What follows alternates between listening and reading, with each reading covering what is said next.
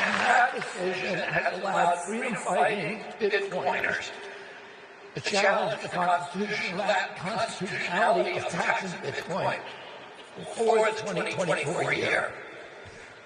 I tell you today that I will never, ever sign a law that taxes direct ownership of Bitcoin.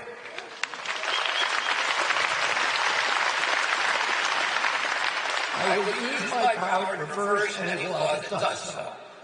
I will end the Biden administration's war on Bitcoin.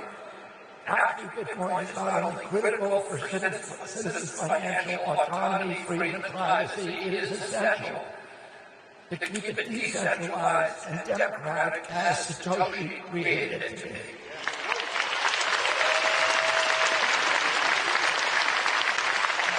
Finally, Bitcoin guarantees property rights. With freely transacted Bitcoin, no government will be able to confiscate or tax your wealth at the border. This is another example of Bitcoin's potency as a weapon against totalitarianism. So as this election cycle starts to heat up, you have choices to make. You've heard what I propose to do. Let's compare that to what my Republican opponent proposes. And I welcome President Trump's new enthusiasm for Bitcoin. But he's only weeks into the Bitcoin dialogue. And I have the advantage of being here longer. And hopefully his learning curve will mirror the time that I went through. My guess is that initially, at least, there's going to be a lot of talk about pricing and how changing government policies can make Bitcoiners wealthy.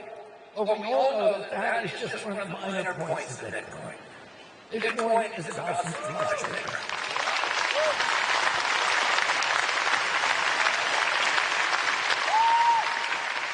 Bitcoin is about our souls. It's about our values. The price go up feature is the least of all of its attributes. President Trump has a long way to go to explain how his personal values align with those of Bitcoiners. If he doesn't do that, then we don't really have any assurance, do we, that his endorsement is not another ephemeral monetary policy fad du jour. That assurance will require him to repudiate some of the central policies of his last administration. During his years in the White House, President Trump had consistently spoke out against Bitcoin.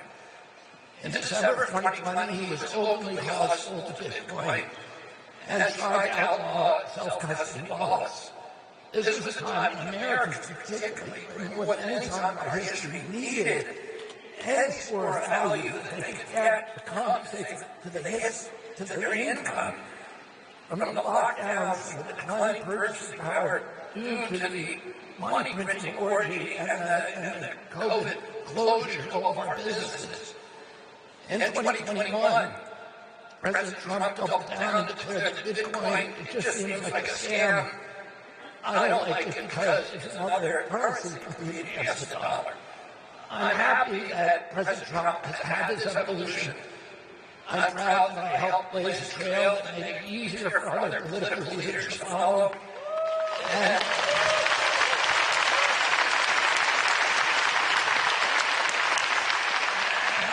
I'm grateful to the 50 or 60 million Bitcoiners like Michael Saylor, who were there before me and helped me understand the nation-saving potential of Bitcoin. Every Bitcoiner I know shares my own yearning for freedom, or my skepticism toward official orthodoxies and pronouncements, and an inclination for critical thinking that I most admire. Neither President Trump or President Biden protect our constitutional rights. They both restrict our right to assemble, to worship. They close our churches, no funerals for grandma, no weddings. They close our businesses without due process or just compensation, violation of the Fifth Amendment. They ended the Seventh Amendment right to jury trials. They assaulted the Fourth Amendment prohibition against warrantless searches and seizures, and also both these administrations allowed the FBI and the spy agencies to suppress our rights to free speech by working with social media companies to deplatform people who criticize government policies. I hope President Trump's change of heart in Bitcoin is evidence of a newfound and deep-seated commitment to personal freedoms, to our Constitution, to our Bill of Rights. Will President Trump fight for Bitcoin if he's elected? I wish he had mentioned Bitcoin in the RNC speech last week. I'm disappointed. He spent a lot of last week attacking President Bukele of El Salvador, the only country on a Bitcoin standard. President Bukele is the most popular president in El Salvador's history. And with Bitcoin's help, he has turned the country around. Bitcoin helped him grow the economy and reduce crime. The U.S. should want to take a page from President Bukele's playbook and learn some of the lessons that the Constitution about Bitcoin.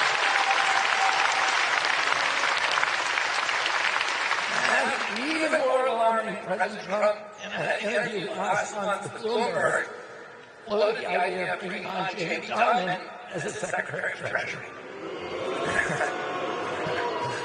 I'm grateful that President Trump yesterday walked back that comment, but I'm not sure how he could ever consider bringing on one of the biggest long-time critics of Bitcoin and the world's ultimate advocate for centralized control, if he truly is committed in his soul to the freedom and decentralization that we all are committed to. Those choices don't match the spiritual alignment of Bitcoin. Bitcoin represents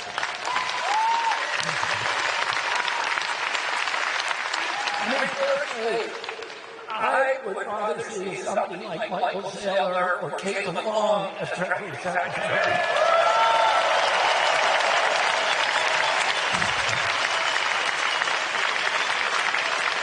They are brilliant. They are encyclopedic. They're forward-thinking. They deeply love our country. And they represent the ideals of decentralization and economic democracy. Finally, President Trump had 4 years to pardon Ross Ulbricht and Julian Assange and Edward Snowden. And he didn't do it. And we need to ask ourselves why. I've already looked into those cases, and I plan on pardoning them all on day one.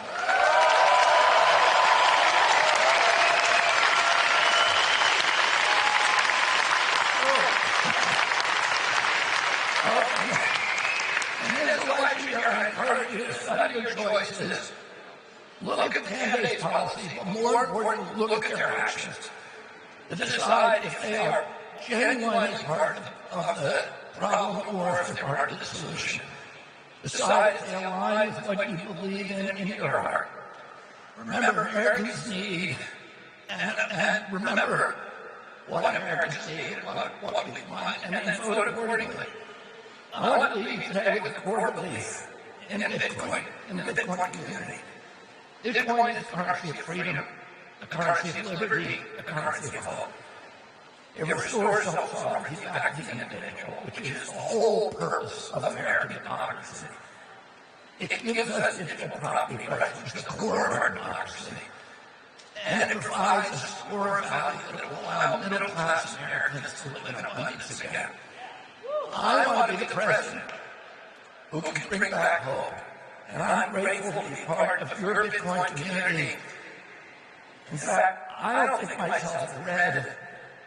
I don't think of myself as blue, and I don't even think of myself as purple. Those are the colors of the political parties. Instead, I think of myself as orange.